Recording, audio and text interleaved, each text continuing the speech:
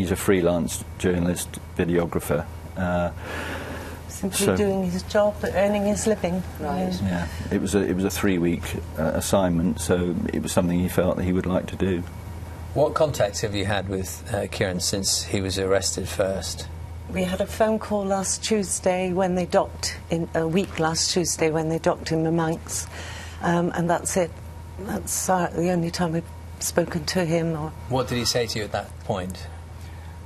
Well, he was hoping that he would be there for no longer than 10 days. He said that would be the maximum he expected to be there. He sounded in reasonably good spirits at that point. Told us not to worry and he'd be fine and he'd call us soon. So he's now been charged with piracy, which sort of ups the ante a bit, doesn't it? Absolutely. It's a ludicrous charge, absolutely ludicrous. He's not a Greenpeace activist. He's not an activist. He's not a member of Greenpeace. He's simply employed by them to make a film, just like any other assignment that he might have taken as a freelance. I mean, it's a very difficult time for you, and I imagine, are you feeling very powerless? I mean, what have you been able to do? Who have you been speaking to? Well, Greenpeace have been brilliant. They've contacted us every day. They keep us updated. So the support from them has been very, very good, and can't fault that.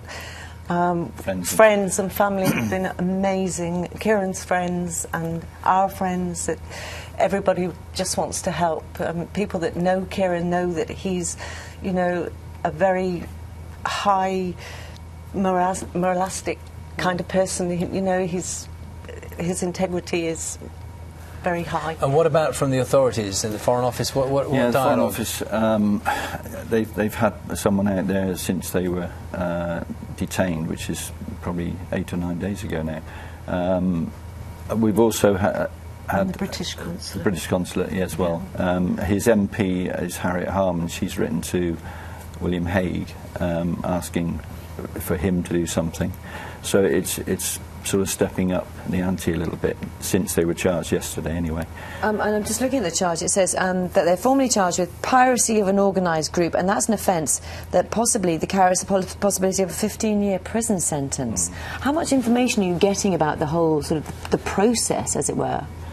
Well, very little, to be honest. I think everybody's been shocked by the reaction from the Russian authorities about this. I don't think anyone expected this kind of severity of a punishment. They were detained initially for a period of up to 2 months, and within 2 or 3 days we assumed that it would take some time before any charges might be aimed at them. But given what Putin had said last week about the fact that they clearly weren't pirates, the announcement that they were being charged with piracy was just absolutely stunned us. How can 2 people armed only with a banner and a piece of rope climb up an oil rig?